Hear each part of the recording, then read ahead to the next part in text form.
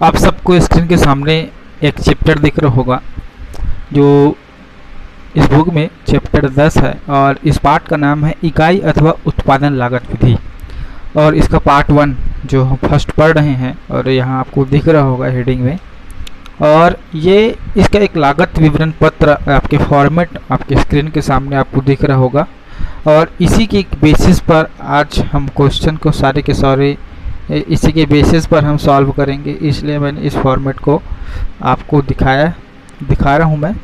और इसमें सबसे पहले हम क्या करेंगे, यहाँ लिखा हुआ है लागत पत्र या लागत विवरण पत्र या उत्पादन खाता, इसको तीनों नामों से जाना जाएगा। आप जैसा भी नाम चाहते हो आप बता सकते हो।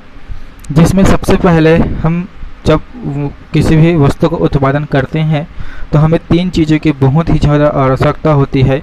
सबसे पहले होता है प्रत्यक्ष सामग्री, दूसरा प्रत्यक्ष व्यय और तीसरा प्रत्यक्ष श्रम की। ये 3 चीज़ें हैं जिसकी आवश्यकता हमें बहुत ही ज़्यादा पड़ती है। और इन तीनों को अगर हम जोड़ते हैं तो वो कहलाता है मूल लागत। और ये जो क्रॉस दिख रहा होगा वो राशि कहलाता है हमारे फॉर्मेट में, है ना। फिर इसमें जो ऐड करने वाली बातें होती हैं उसको हम ऐड करते जाएंगे धीरे धीरे।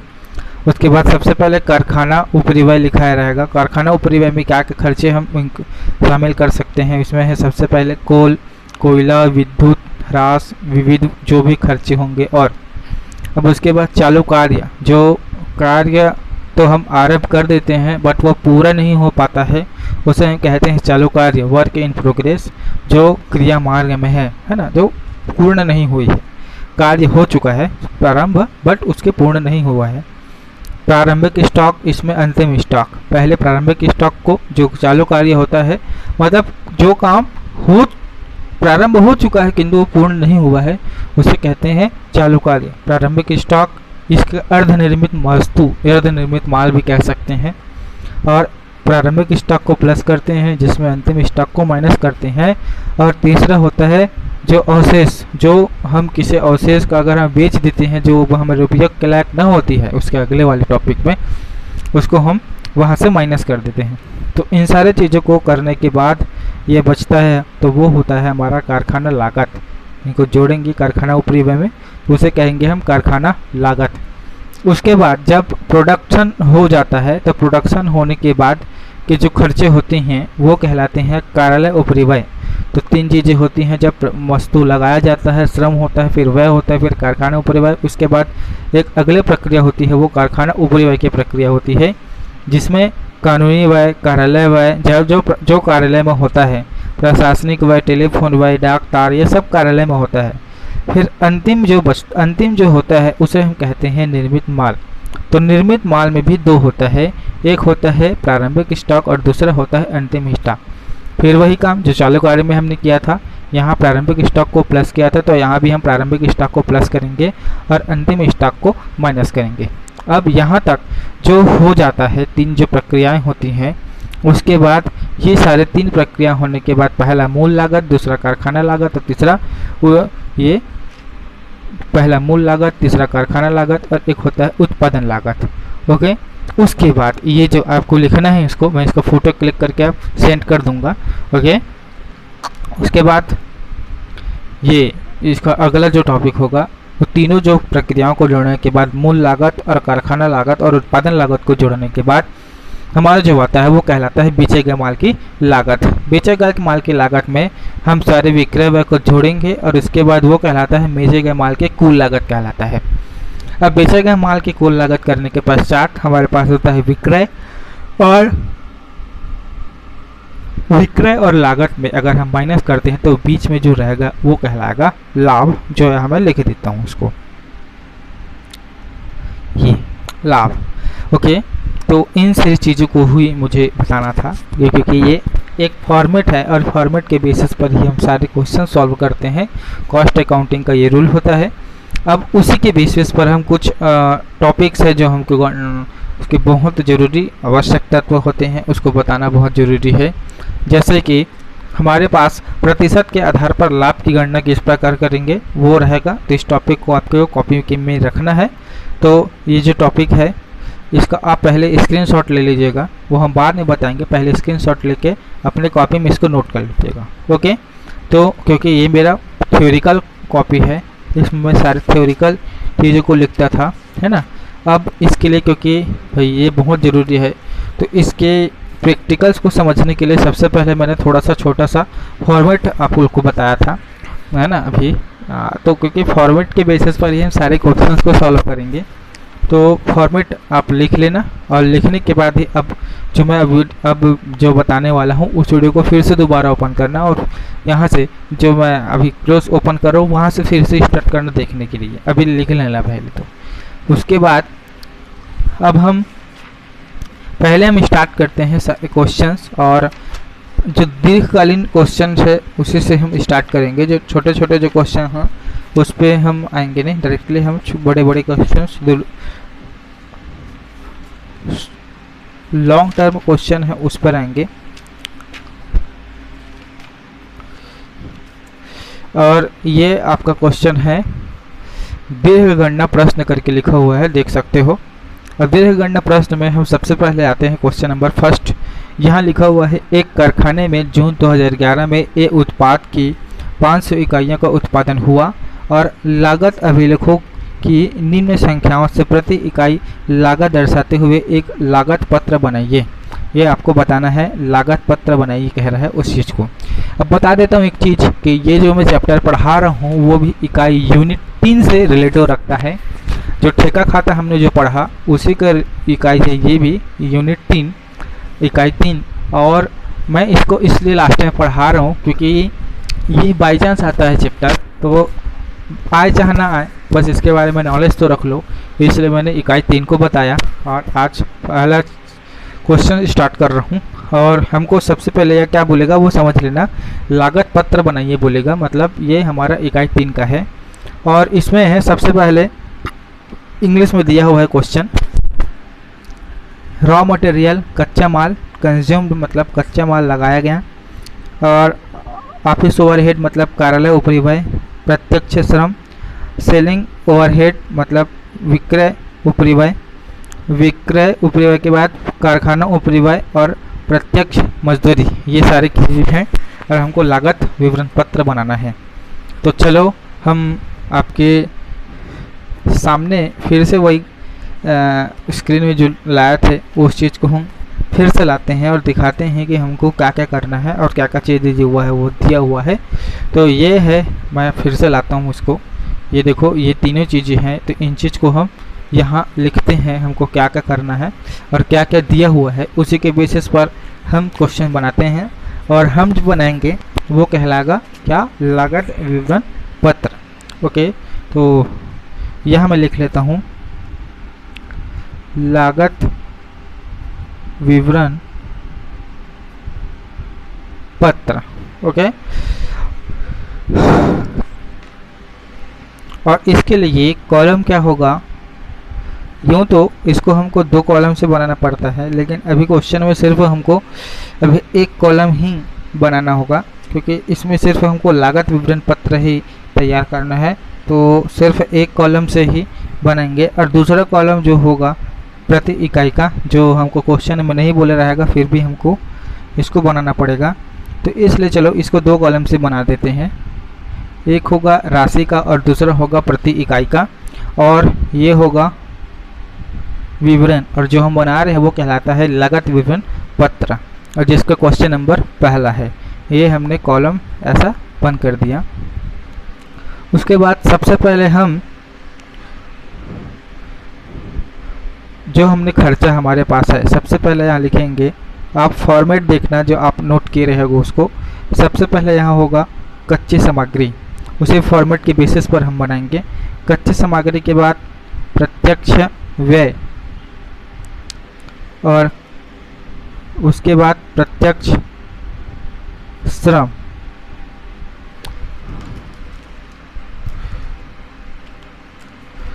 तो ये हमने लिख लिया। और अब देखते हैं कच्ची सामग्री का रेट है 50,000 और प्रत्यक्ष व्यय का है 40,000 और प्रत्यक्ष श्रम का है 10,000। अब इसको प्रति इकाई निकालना होगा, तो इसमें कितना इकाई का उत्पादन हो रहा है वो क्वेश्चन में दिया रहता है। यहाँ हेडिंग में देखो 500 इकाइयों का उत्पादन हो रहा है, तो हमको 500 इकाई से मतलब होगा। ठीक है,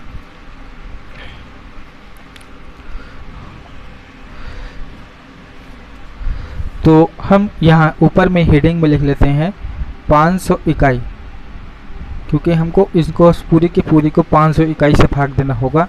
तो इनको 500 इकाई से भाग देंगे तो 100 रुपये, इनको भाग देंगे तो 500, 1 मिनट सॉरी, प्रत्यक्ष श्रम का रेट है 40,000, उल्टा उल्टा हो गया। ये है श्रम और ये है व्यय, थोड़ा सा उल्टा हो गया था। इसको 80 रुपये कर देते हैं और इसको 20 रुपये कर देते, तो ये कहलाता है उत्पादन लागत। इसको यहाँ लिखेंगे।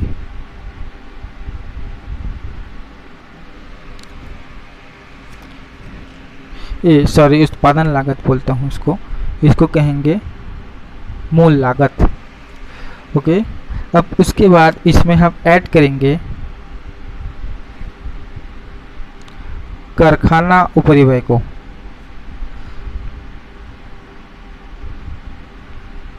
इसका हेडिंग लिखेंगे और कारखाना उपरिव्यय में क्या क्या चीज़ें आएगा उन चीज़ों को हम यहाँ लिख देंगे।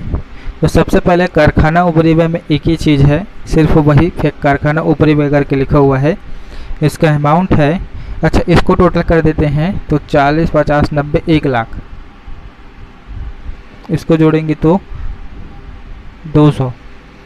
अब इसका कारखाना उपरिव्यय है 20,000 और इसका प्रति इकाई 500 से भाग देंगे इसको तो 40 आएगा। अब इन दोनों को जोड़ देते हैं तो ये कहलाता है कारखाना लागत। तो इन दोनों को जोड़ देते हैं 1,20,000 और इसका 240 रुपये, और इसको कहेंगे हम लोग कारखाना लागत। ठीक, इसके बाद ऐड करेंगे और यहाँ लिखेंगे हम लोग कार्यालय उपरिव्यय।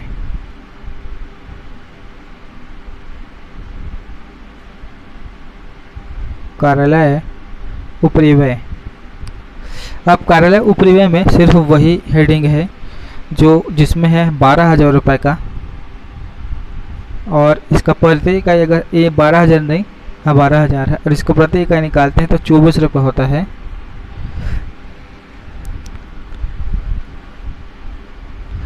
अब इसको जोड़ देते हैं तो ये कहलाता है कार्यालय उपरिव्यय, ये कार्यालय लागत। उपरिव्यय कहता हूँ कार्यालय लागत, और इन दोनों को जोड़ते हैं तो ये होता है 1,32,000 और इसका टोटल 264 रुपये। ऐसे जोड़ दिए इसको। फिर इसमें है विक्रय व्यय।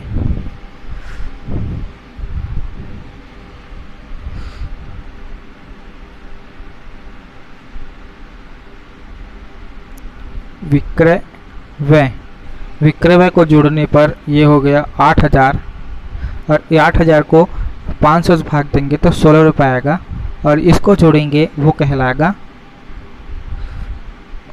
कुल लागत, कुल उत्पादन लागत।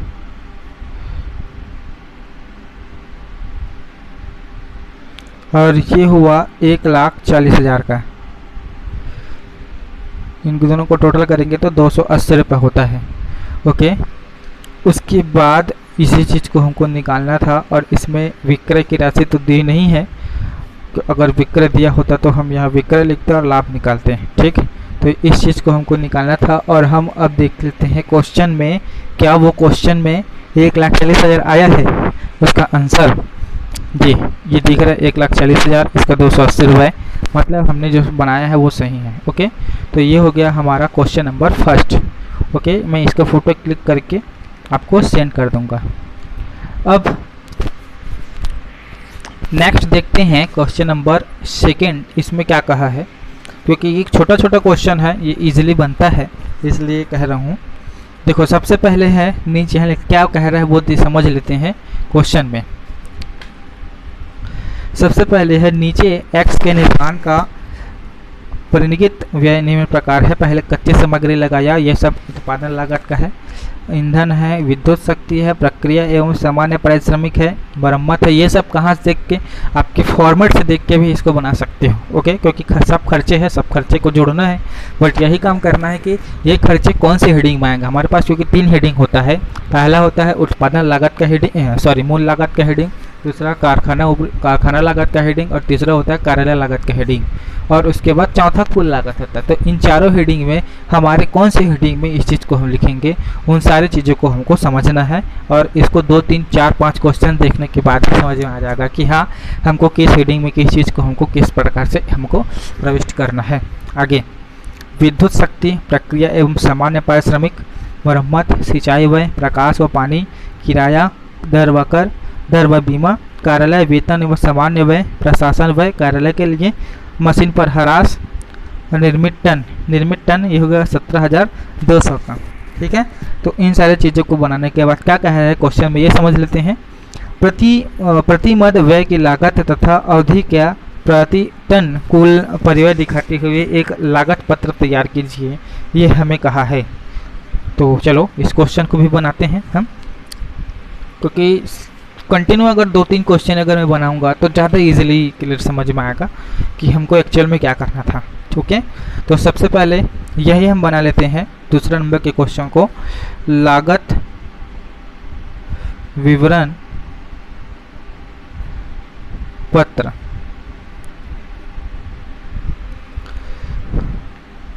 ये कॉलम, और यहाँ राशि और प्रति इकाई।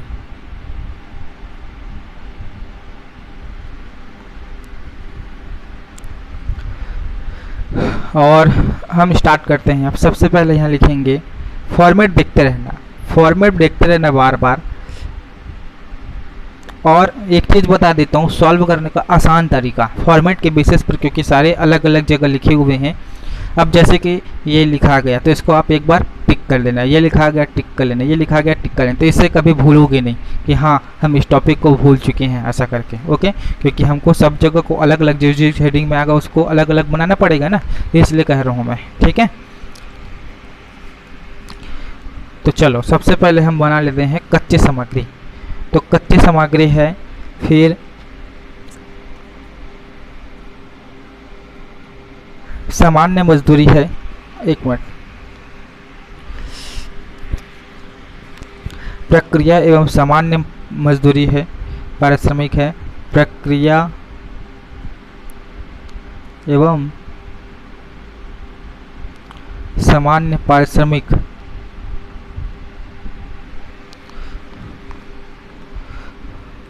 ये है सेकंड नंबर हम बना रहे हैं, और इसका ये है 1630 रुपये का,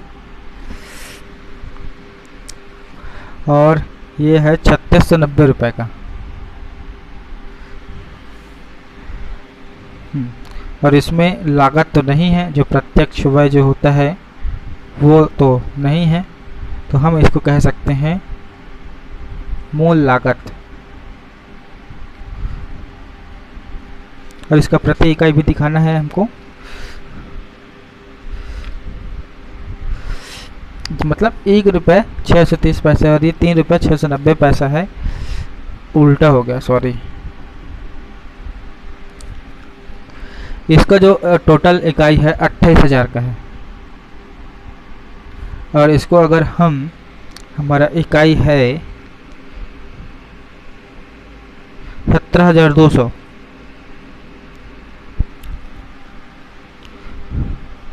इकाई जो है 17,200 का है, अगर हम इससे भाग देते हैं तो ये 1 रुपया 630 पैसा आता है, और ये होता है 3 रुपये 690।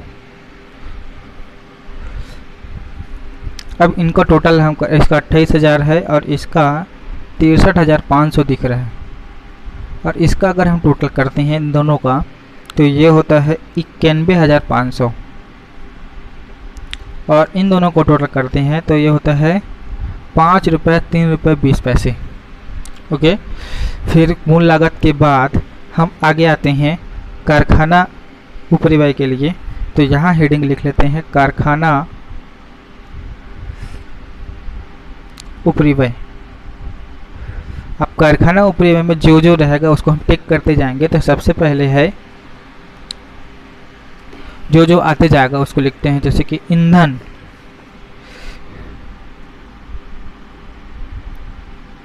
ईंधन है, इनके ये है 6900 का, और 0.400। ईंधन के बाद विद्युत एवं पावर, विद्युत शक्ति का है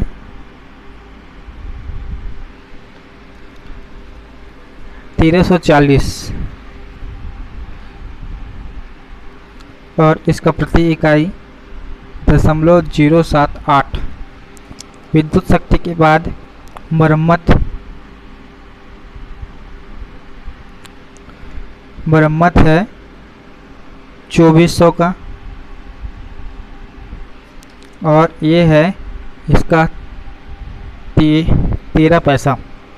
मरम्मत के बाद सिंचाई व्यय,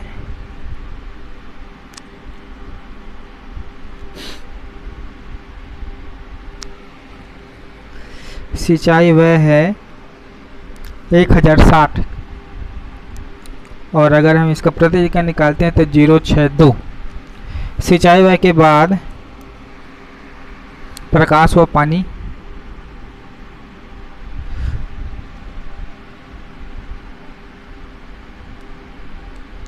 इसका अमाउंट है 400 का।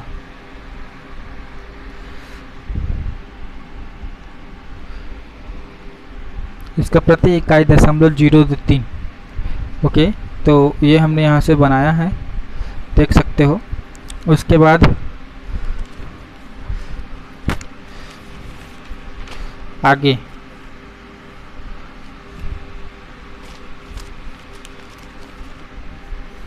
प्रकाश व पानी, और इसके लिए छोटा सा कॉलम,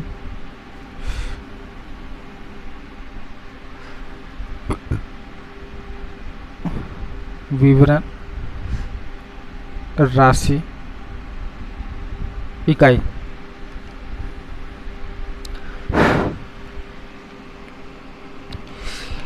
सिंचाई व पानी के बाद किराया,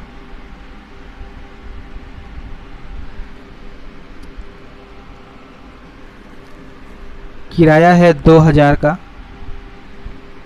और 2000 का 1 रुपये 11.6, और इसके बाद किराया के बाद है दर व कर, दर व बीमा, और इसका राशि है 300, और इसका अगर हम बात करें तो 0.17। दर व बीमा के बाद ह्रास, मशीन पर ह्रास, और इसकी राशि है 2500 की। उसको अगर हम प्रति इकाई से बात करें तो 0.145। इतने चीज को जोड़ने के बाद ये कहलाता है कारखाना लागत। और कारखाना लागत को अगर हम टोटल करते हैं ऊपर से लेकर नीचे तक, तो यह होता है 1,08,400, और ये हुआ 6 रुपये 30 पैसे। कारखाना लागत के बाद फिर से ऐड करेंगे कार्यालय ऊपरी व्यय को।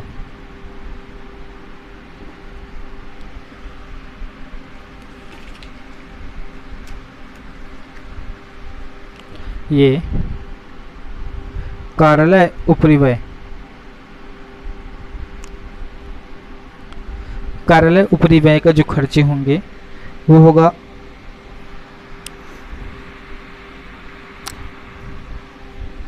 ढूंढ लेते हैं, 1 मिनट।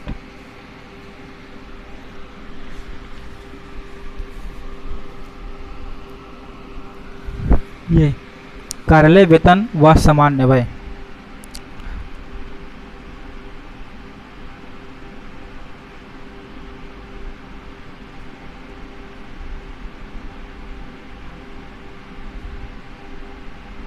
और इसका अमाउंट है 7,000 का। और अगर इसका हम प्रति इकाई निकालते हैं तो 0.41 पैसा निकलता है। और इसके बाद एक होता है प्रशासन व्यय, वो भी कार्यालय से संबंध रखता है क्योंकि प्रशासन व्यय, और इसका अमाउंट है 5,000 का। जो अगर हम भाग देते हैं तो ये 200 मतलब 290 मतलब 0.290 आता है। और ये कहलाता है कुल उत्पादन लागत सबको जोड़ने के बाद।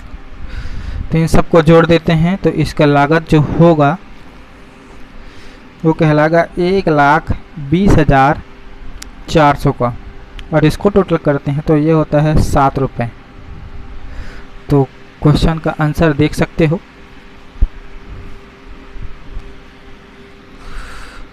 7 रुपये आया है। और इसका 1,20,400 सबका अलग अलग आंसर दिया हुआ है कि मूल लागत का क्या आंसर है ये देख देते हैं। देखो यहाँ दिया हुआ है कास्ट पर टन 7 रुपये, और प्राइम कास्ट का क्या अमाउंट है, कारखाना का क्या है, वर्कर का है ना, और कुल उत्पादन क्या है, वो सारे दिए हुए हैं एक साथ। ओके, अब उसी के बेसिस पर हमको क्वेश्चन नंबर तीसरा हमको बनाना है। और क्वेश्चन नंबर तीसरा इजीली बन जाएगा क्योंकि ये देखो ये क्वेश्चन दिए हुए हैं, जो जो कहाँ कहाँ आता है उसके लिए सारी चीज़ें को दिया हुआ है ना। बस आपको छांट कर सारे के सारे की चीज़ों को लिखना है। ये 2 चीज़ें होती हैं, सबसे पहले रॉयल्टी कच्ची सामग्री में आएगा, फिर वेजेस में 2 वेजेस है, इनको सब मूल लागत के ऊपर में लिखना है दोनों को। ठीक, इन तीनों को जोड़ेंगे तो मूल लागत निकलेगा। फिर ये कारखाना लागत का हेडिंग है, कारखाना लागत में सब चीज़ों को एक साथ लिख देना। उसके बाद जनरल एडमिनिस्ट्रेटिव एक्सपेंसेस है, सामान्य प्रशासनिक व्यय इसको बोलते हैं। तो इन सब सारी चीज़ों को एक साथ लिख सकते हो। ठीक है, और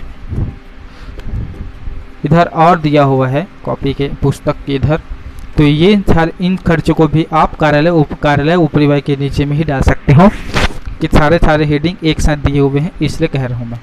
ओके, तो क्वेश्चन नंबर 3 भी इजीली बन जाएगा। फिर हम आएंगे क्वेश्चन नंबर 4 के लिए।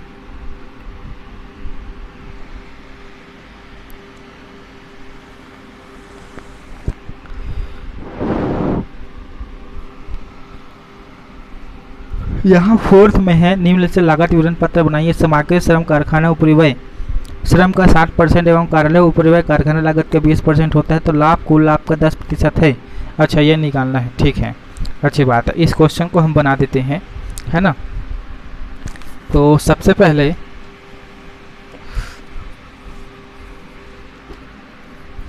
यही हम बना देते हैं, छोटा सा क्वेश्चन है क्योंकि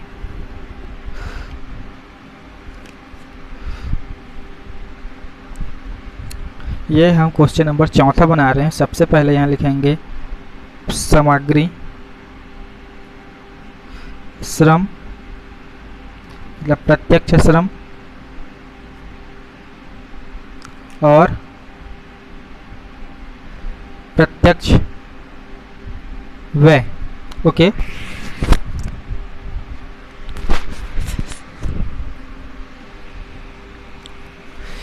तो सबसे पहले सामग्री दिया हुआ है और हमारे पास 2 आर्टिकल है। मैं ए का बना रहा हूँ, फिर बी का भी बना सकते हो। ए का है 36,000 रुपया सामग्री, प्रति इकाई निकाल लेना, मैं प्रति इकाई नहीं निकाल रहा हूँ। और श्रम है 60,000 रुपये का, तो ये 60,000 निकाल लेता हूँ। और प्रत्यक्ष श्रम जो है कारखाना उपरिव्यय श्रम का 60%। अच्छा, प्रत्यक्ष व्यय नहीं है, तो इनको जोड़ते हैं तो ये कहलाता है मूल लागत। मूल लागत में हो गया 36,000 और ये 96,000 टोटल। उसके बाद ऐड करते हैं इसमें क्या, कारखाना लागत, कारखाना उपरिव्यय। और कारखाना उपरिव्यय के खर्चे को अगर हम जोड़ देंगे तो वो कहलाकर कारखाना लागत। और क्या है कि कारखाना उपरिव्यय श्रम का 60% एवं कार्यालय उपरिव्यय कार्यालय लागत का कारखाना लागत का 20% होता है। अच्छा, तो श्रम है हमारे पास 60,000 का, तो 60,000 का हम 60% निकाले थे तो 6 जगह 36,000 रुपये निकलता है। ओके, इसी का 60% अगर हम निकालते हैं तो अब इन दोनों को जोड़ देते हैं तो यह कहलाता है कारखाना लागत।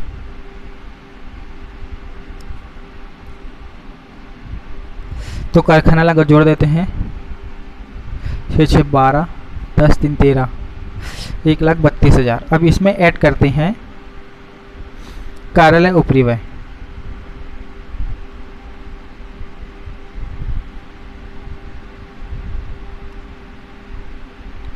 और कार्यालय उपरिव्यय ये किसका बोला, कारखाना लागत का 20% होता है। ठीक है, तो यहाँ लिख लेते हैं इसी का 20%, कारखाना लागत का 20%, मतलब 1,32,000 का 20%।